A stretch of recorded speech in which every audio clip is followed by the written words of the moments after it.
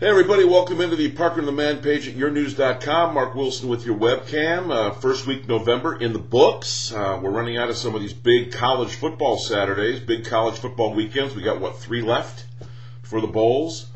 And they're not quite as big as they used to be with all this losing. But we'll get to that in a bit because it's a Friday. So, of course, we preview what the Lions have coming up. We are at the midway point of the NFL season here. And the Lions are heading to the Pacific Northwest, take on the Seattle Seahawks, the old Seabags, at Quest Field. That's Q-W-E-S-T, Quest Field. Only the second time the Lions will play there. First time they were there in, 2003, they got hammered. And it's only the second time since 99 the Lions will even play Seattle. They don't play much, not much history between the two.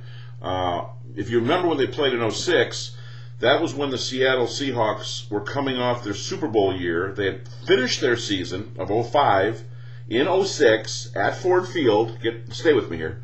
And then they started the regular season right back at Ford Field against the Lions. So they played the Steelers, lost to them in Super Bowl XL, and then started the year by playing the Lions. And Seattle actually won that game, Mike Holmgren, 9-6. It was a battle of field goals, and the guy who kicked the winning field goal is the same guy who beat the Lions last week for the St. Louis Rams. If you don't know who it is, read about that. Jim Mora Jr., now the head coach of Seattle, he's got his own problems. He spent the week pretty much quoting scripture. He's 2-5 and not happy with where his team is. Got drilled by the Cowboys last Sunday. They got their own issues. They just cut Edgerrin James on Tuesday, so Julius Jones will do most of the running there. Corey Redding is a Seahawk player. He's having his own issues too. Remember, he was got that big deal with the Lions. They got traded to Seattle. Matt Hasselbeck's still their quarterback. T.J. Hushmanzada. They got better talent than St. Louis. So if you're looking at where the Lions are at 1-6 at the halfway point here of the NFL season, you're playing a team that's much better than what you just saw, that you just lost to, and now you're going to play them on the road where the Lions have lost 15 straight. So there you go again. A little road-weary Lions going back out there. And this time out west again where they just have really not, kind of stunk it up. Well, they stunk up everything. Who am I kidding? Home, away, doesn't matter. So yeah, the Lions, there you go. Matt Stafford, Calvin Johnson, what will he do? We'll see what goes on with them, but they're just trying to win their second game of the year. So that's check all that out. A little bit more on Jim Mora than maybe you'd want, but he's an interesting dude, and his comments were kind of kooky this week.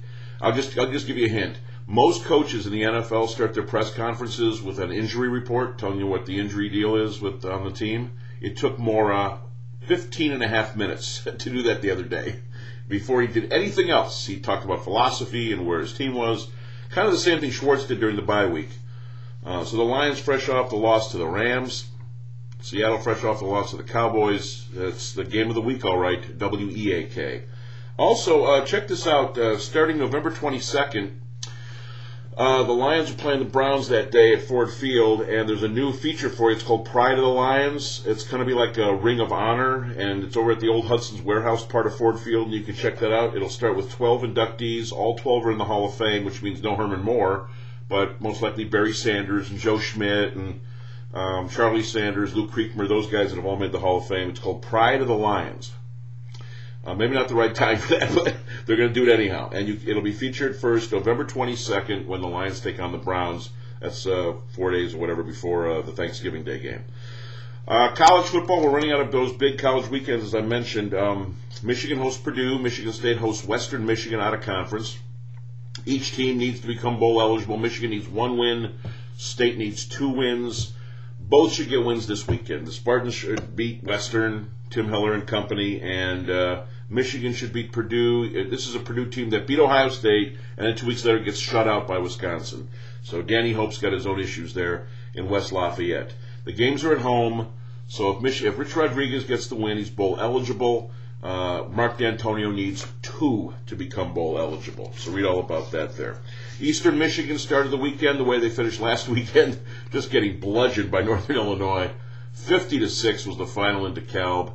Northern Illinois had 416 yards rushing. They had 2 running backs who averaged 10 or more yards a carry. That's a first down every time they touch the ball. How many passes in the game? Not many. How many completions? 9 by both teams total. Eastern actually had 5, and Northern Illinois had 4. But Northern Illinois won on the board, 50-6 the final, and Ron English is now 0-9. That would be a big 0-9 in Ypsilanti, his first season. And the Yankee parade is today. The Yankees won the World Series. You probably saw that, beating the Philadelphia Phillies in 6, and Posada, Jeter, and Pettit were all on David Letterman Thursday night. They came out there dressed nicely, and then Hideki Matsui brought the trophy out right at the end there. So Yankee parade is today in New York. If you're going, get there early. Better leave now. So here you go. Pride of the Lions. Michigan hosts Purdue. Michigan State hosts Western. Eastern bludgeoned by Northern. Yankee parade today, and a big preview piece of the Lions and Seahawks in Seattle. Jim Mora Jr. Last time we saw Mora, by the way, was 2005 when he coached the Falcons, and they beat the Lions on Thanksgiving, and Steve Mariucci fired 3 days later. Check it all out on the Parker and the Man page at yournews.com, and happy navigating for your big college football /NFL weekend.